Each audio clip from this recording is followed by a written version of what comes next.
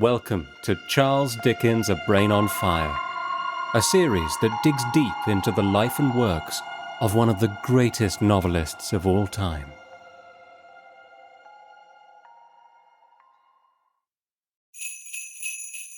Hi everyone. It is snowing in New York right now. Perfect Christmas weather for today's episode. Right now, on 225 Madison Avenue, displayed in a glass case in front of the grand fireplace of Pierpont Morgan's study, sits an open-bound volume that draws thousands of visitors every Christmas to gather round. It is Charles Dickens' own and only copy of his handwritten manuscript of A Christmas Carol. And each year, a page is turned for the public to read, where they can see not only the familiar passages of the story, but the phrases that Dickens struck from it, still visible beneath his crossings out. Dickens often referred to his ideas as ghosts, and had a lifelong obsession with the paths not taken in life. In his final Christmas book, The Haunted Man and the Ghost Bargain, he talks of the likenesses and forms from the past, where the things that might have been and never were are always wandering. Here to talk to us about this priceless artifact and help us decipher the sentences from A Christmas Carol that might have been and can still be seen wandering is the inimitable Dr. Philip Palmer. Philip is the Robert H. Taylor Curator and Department Head of Literary and Historical Manuscripts at the Morgan. Philip is an expert on 16th and 17th century British literature, with a PhD and an MA in English literature from the University of Massachusetts Amherst, and a BA in English from the University of North Carolina at Chapel Hill. It is time to invite him in.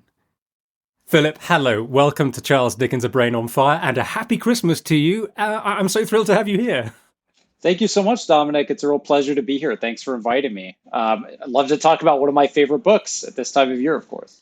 So, A Christmas Carol is one of my all-time favorite books as well, and for many of the listeners to this series. And you have the great privilege, the great honor to be custodian of the original manuscript that Dickens wrote on, the actual paper that has his pressings on as he's writing. I mean, where to begin with that? What's that like, first of all? Well, it's an incredible artifact. You know, Dickens was writing this book so quickly that he did not create any outlines or additional drafts. So it's all there in this one manuscript. And you can see the way he's going back and revising what he's written the first time. He's having second thoughts, changing passages. What I think is so fascinating is that he spends a lot of time revising the prose descriptions, especially of setting. But the dialogue is often exactly how it ends up in the final version as he first wrote it. It's almost like, I mean, given his theatrical background, it's almost like he had the dialogue in his head and knew right away what that would sound like. There are some exceptions to that. There's some great changes in dialogue that I'll talk about, but it's amazing to see how he is working through his thoughts, and especially the characterization of someone like Scrooge at the beginning. So this one document really contains everything.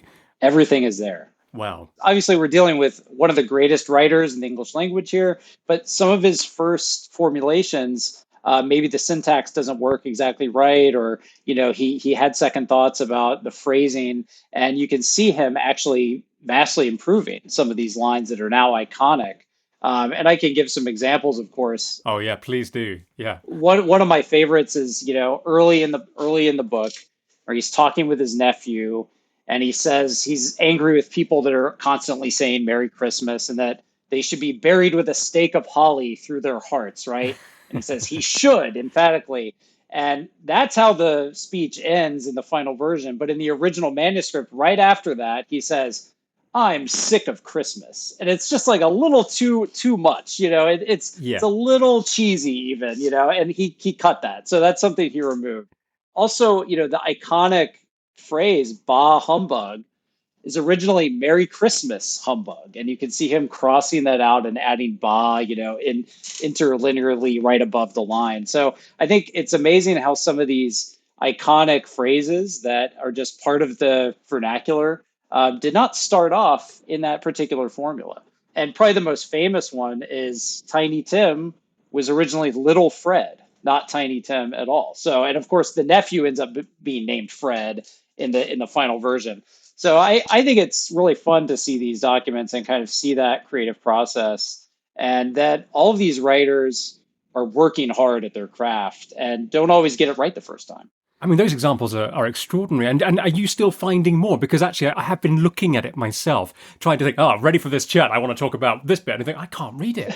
So much of it I'm finding Yes, really hard to decipher the words, not even the words that are crossed out. very hard. So have you over time, have you kind of tuned in to his handwriting? Have you found yourself doing that? It's a great question. So he's writing in black ink at this point in his career. And if you want to see something that's really difficult, look at his later manuscripts where he Yeah. uses a blue ink that is more susceptible to blotting. He's using a smaller hand usually. So the Morgan also owns the manuscript of Our Mutual Friend, his late masterpiece. And that one is very, very hard. There's an early article on that manuscript actually that says, this would drive even the most accomplished of printers temporarily insane to have to try to read his handwriting and decipher it. So Christmas Carol is a little easier. It's a little easier to decipher his deletions, but he uses this looping method of deleting lines that makes it very difficult. You have to sort of isolate the loops from the loops of actual letters underneath. And it's not always easy to see, but I have to say, a few years ago, I learned about a project in the UK,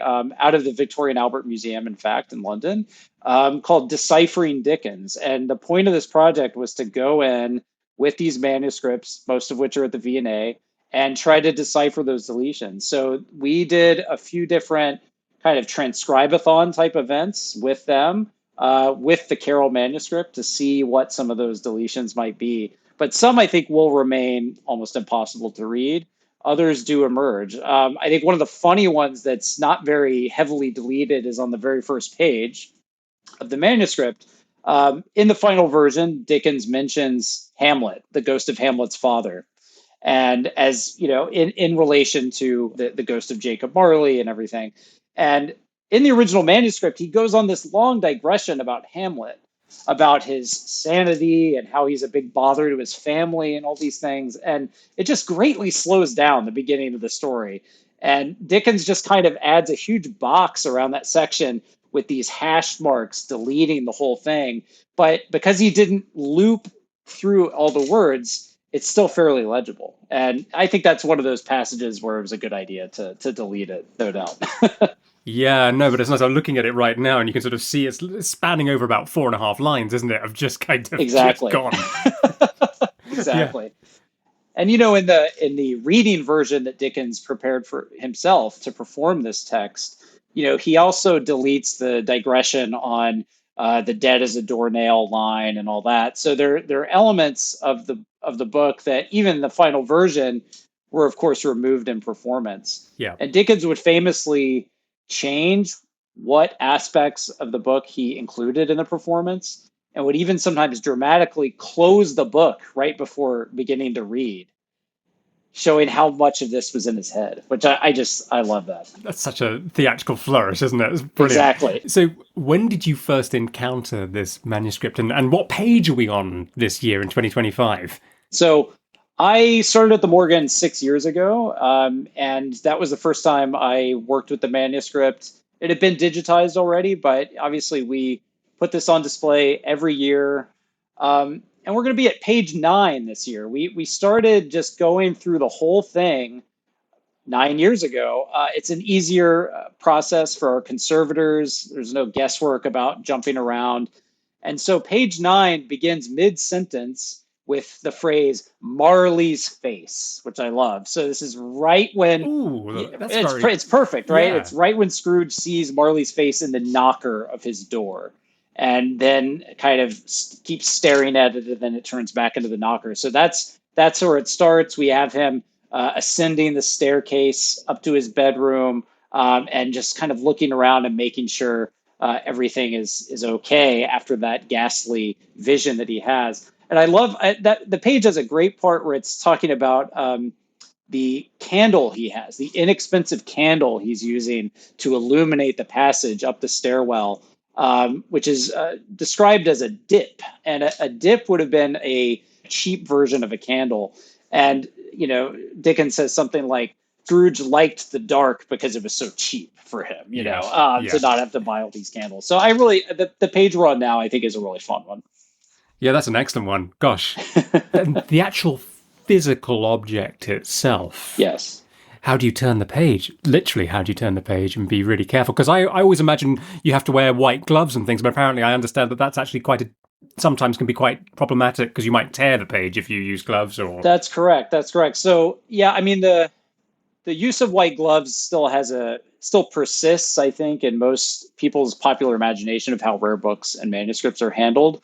Gloves reduce the tactile sensation in our fingertips. So it's easier to tear pages, to drop objects. I hate to say it, but a lot of places that have white gloves don't always wash the white gloves. And some books have detritus on them or red rot, and those gloves can get kind of dirty. So the important thing is to have clean, dry hands with books and manuscripts. With photographs and metal, we still use gloves. But the paper on this manuscript is certainly delicate. At a certain point in its life, the paper was silked, and what I mean by that is that each leaf was essentially sandwiched between two very thin pieces of silk to protect the original paper. Now, this is one of those conservation practices that is no longer current today. So in 2011, our conservation team very carefully desilked the entire manuscript. And I have to say, this is the most nerve-wracking video I've ever seen in my life. Your listeners can go find it on our website, but we actually see the conservators disbinding the manuscript and submerging each sheet into a chemical solution to get rid of that original adhesive and then carefully remove the silk, which is, like I said, I have watched that video once. I don't want to see it ever again, but I know the manuscript is better for it. If I've understood right, then, so you were taking a page and soaking it essentially to. That's right. And not damaging it. We have a world-class paper conservation lab Yeah. because the Morgan really does focus on works on paper, and this is their specialty. So it's now in even better condition than it was. But yeah, turning the pages is a very careful process. The main thing is to never try to grab the very top corner of a page. It's important Okay. to kind of get under the page and turn it with one's entire hand, or at least turn it from the middle of the page so it doesn't put too much pressure on any one point. Some pages are so fragile we have to use even page turners, which are little paper or metal objects that can kind of help us get under the page and turn it. But we do it very carefully. We strap the manuscript into a cradle for display. And yeah, it's taken care of very well during that process. Does it help the object the fact that from November into January it's actually open? The actual book is open. Does that help kind of slightly with the page turning overall? I just thought that if it was an object that was shut for a decade or something, then you'd probably really. Sure, sure. Yeah, I mean, it really depends on the binding, I would say, for the Okay. most part. Some manuscripts historically have been rebound in very tight bindings, and we end up changing that binding later on because the tightness makes it difficult for one thing to display it, for another for researchers to read it in our reading room, and we do allow researchers to look at our collection, of course, from around the world in our reading room. So the binding, currently the manuscript is in what we call a conservation binding, and it's really designed to open carefully and well so that pressure is not put on the text block of original paper. All that is very carefully calibrated. But I would say the main thing is that we don't want to overexpose any one opening to light. So that's why we do a different page every year. We keep careful track of what pages are shown and for how long. And we're really talking about a 3 to 4 month time period for showing these pieces because beyond that, light really can affect the ink and make it fade. And we want to preserve this collection in perpetuity into the future. That's the name of the game for us. Yeah, of course. And I'm picturing what I've seen of this object. It's in its glass case and in front of an enormous fireplace. Is it the study that it's in? That's Whereabouts? correct. It's in Pierpont Morgan's study, also known as the West Room. So this is one of the four main rooms in the historic library at the Morgan, which was built in 1906. And this was built as a library. It was never Morgan's home. His home was next door. So yeah, the manuscript is in a glass case in front of a fireplace, which has, is decorated for the holidays with red ribbon, and right underneath, actually, a painting of Pierpont Morgan by Frank Hole, and it's one of Pierpont's favorite images of himself. And he's the one, of course, who purchased it at some point before the year 1900. But Morgan was someone who read Christmas Carol as a boy, loved Dickens from a young age, and he acquired his first Dickens manuscript in 1890. And this was a play co-written with the writer Wilkie Collins, the play called The Frozen Deep. And this manuscript is really cool because it has both Wilkie Collins's and Dickens's handwriting. They're collaboratively writing it. And so that started Morgan on Dickens manuscripts. And he continued collecting. His librarian, Belle de Costa Green, fascinating figure in her own right, also continued that collecting. And the Morgan is now known to have the most significant collection of Dickens material outside of the UK. So we're very proud about that collection, and we continue to develop it even today. And the manuscript itself has been digitized, hasn't it? Really, really impressively. If you go onto the website, you can really zone into those loops and crossings and try and work out what that word is. There's nothing more satisfying than actually figuring out what something says. I love that. And try to figure out what thought process was going on in the writer's mind. Do you think there are quite a lot of crossings out then still to decipher in this particular manuscript? Is that something that... There definitely are. The problem is when Dickens will add between the lines, he'll add a new part of the line or a changed phrase, and then he'll cross that out again.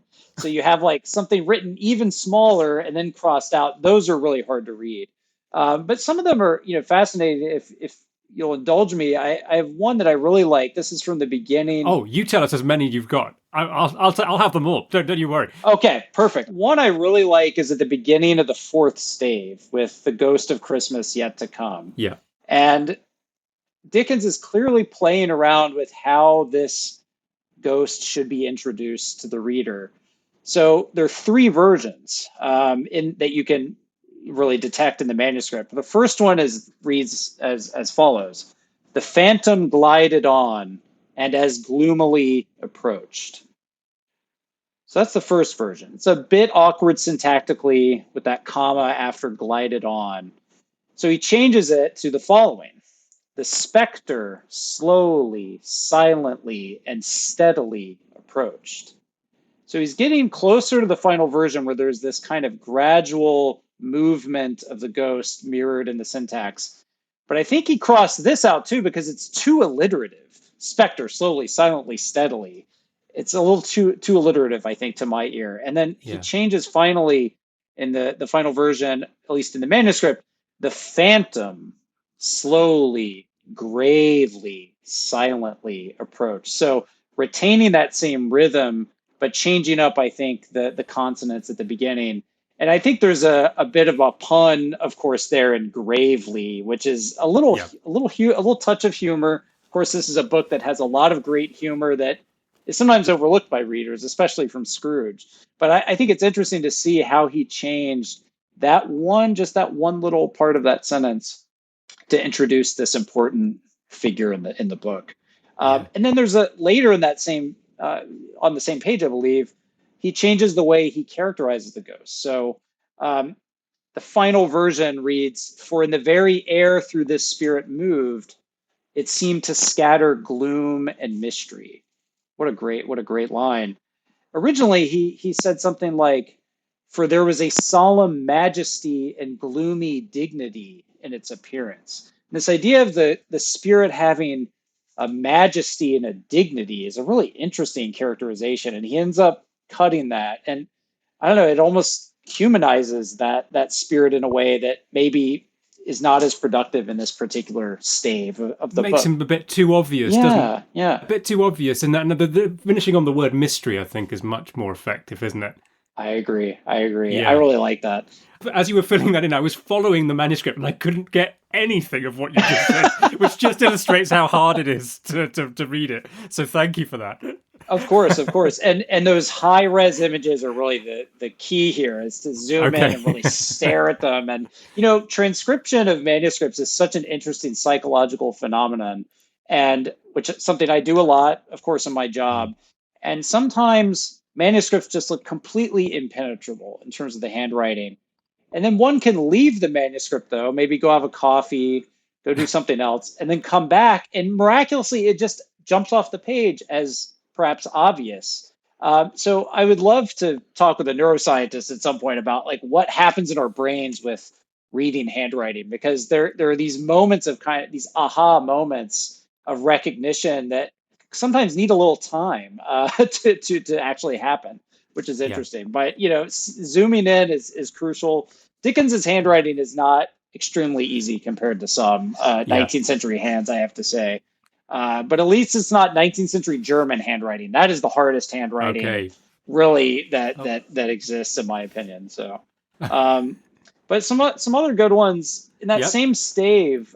This is a really famous change. So the very end of it, when of course Scrooge is absolutely terrified by seeing his own grave and worrying about what will happen to him in the future. So that stave ends with him seeing a bedpost. And of course, we don't know until the beginning of the next stave that it is his bedpost and that he's back in his room, comfortable in a familiar setting and relieved. In the original version of the manuscript, Dickens writes bedpost, which he knew to be his own at the end of the fourth stave. So he decides to move that to build dramatic tension, of course. So there are little moments like that where he moves passages around to kind of, I think, increase the cliffhanger like elements, at the end of certain staves. My daughter, who's 9 years old and honestly hates cliffhangers because she wants me to keep reading, at the end of a chapter, she would call that a mega cliffhanger. That's a lovely one because that's the only one I've been able to read so far of the ones you've shown me. I can see which he knew to be his own. I can see those words there. That crossing that's quite Exactly. light, isn't it? It's just Yeah, that chopping one's that off one's the easy. sentence. Yeah, yeah. No, but it's such that it's so these changes are absolutely right changes to make, aren't they?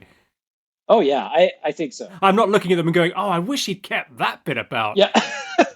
Hamlet's father's beaver up and stuff like this or Yeah, whatever. yeah, Yeah. yeah, exactly. That would have been just too much at the beginning, I think. So yeah, yeah. No, there's some. I mean, and some of these. My favorite part of the book, personally, is the beginning. I think Hmm. especially the opening characterization of Scrooge, and that even changed actually a bit as well. So he originally wrote, "He's a tight-fisted fellow, Scrooge," right? But he changed it to tight-fisted hand at the grindstone Scrooge, and hand Hmm. at the grindstone is inserted above. So that's clearly something where Dickens is going back, rereading, and he's adding that in. So I really love that. And sometimes he's just making the language a little more concise. The famous "there is no doubt that Marley was dead" was originally slightly different. There can be no question that Marley was dead, and it's a little slower, not quite as forceful and direct. And Dickens was a master of prose characterization and visualization, of course, and was accustomed to walking around London at night for hours at a time, miles at a time, and would compose portions of this in his head, portions of all of his books in his head, and then come back and write. And he was writing this very quickly. He only had 6 weeks to get it done, and would even cancel social engagements so he could continue writing because he was so serious about this. Yeah, it's so interesting that the word doubt becoming question, which it was before, because if he's about to go on a big rant about Hamlet, Yeah, the questions is a key word there, isn't it? With thinking to be or not to be. that's a great point. Yeah, Yeah, yeah, okay. And actually, the hand of the grindstone as well. There's an example of more is more. We're glad he that's filled in more right. because a lot of these cuts are taking things away, aren't they? Saying, oh, that's too much. I'm going on too long. I need to trim this down. But then when he finds the moment to sort of fill out a section more, it's yeah, That's right. That amplification. Yeah. yeah. You've really illustrated how much of it is all in this document. If we can just read all of it, Yeah, it's exactly. amazing. Isn't it? All these Exactly. workings out. Yeah. That's what's kind of neat about visitors being able to see this manuscript. They can kind of see that whole process unfolding right in front of their eyes. With one exception. There's one line that Dickens did not add to the manuscript Okay. that he clearly added in the proof stage. The proofs don't survive, so we don't know that for sure, but clearly it's in the final version. And that's at the end when he forgot to reassure the reader about Tiny Tim's fate. And in the final version, of course, he says, Tiny Tim, who did not die, not is in all caps, right? And that line is not in the manuscript. So someone reading this, perhaps his solicitor, Thomas Mitten, or another friend who is reading the book, must have suggested, but what about Tiny Tim? You forgot him at the end. And obviously people are going to be invested in his fate. So I think that's such an interesting another anecdote about how this book was revised and what a crucial line to include. Yeah, that's amazing. That's incredible. In your collection, thinking of all the Dickens objects you have at the Morgan, do you have a favourite? I mean, other than the Christmas Carol, I have one that I particularly love. So Dickens at one point is basically renovating his home at Tavistock House in 1851. And he is envisioning these dummy bookshelves. And he writes fake book titles for the dummy books on these shelves. And we have a manuscript that has a list of these books. I don't believe we have all of the lists of books. I think some are in other collections, but they're all pretty silly. Some of the jokes I think are lost on us in the 21st century. But let me read a couple if you'll indulge me here. So first we have Shelley's oysters. So bad. This one I'm confused about, Hoyle on the turnip, but it just has a funny ring to it. It sounds like a Monty Python joke or something to me. Yeah. History of a short chancery suit in 20 volumes. Yeah, that was on his mind a lot, wasn't it? Yeah. Okay. Exactly. And then my personal favorite as a cat owner is Cats' Lives in 9 volumes. That's good. So silly. That's great. That's great. Those are good. I have a particular fondness for imaginary books and imaginary libraries and literature, and this I think just really tickled my fancy. I think in that area. So, but that's really fun.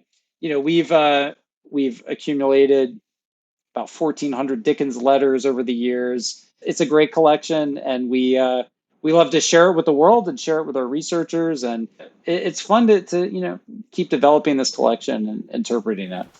Yeah. Well, Philip, thank you so much for your time. I know this is a mad, busy time for you in the run-up to Christmas. So thank you. And for all those insights and for all those sentences that never made it into the final, the final book. That's so fascinating. So thank you so much again. Really enjoyed talking to you. Well, thank you for inviting me. It was really a pleasure to speak with you and your listeners today. So not at all. Thank you for listening to Charles Dickens' A Brain on Fire this Christmas. If you're enjoying these episodes and would like to make a small donation to cover the costs of producing them, please go to the description wherever you're listening to this and you can buy a coffee. Every one of those that is bought makes a huge difference. Thank you so much, and see you in the new year.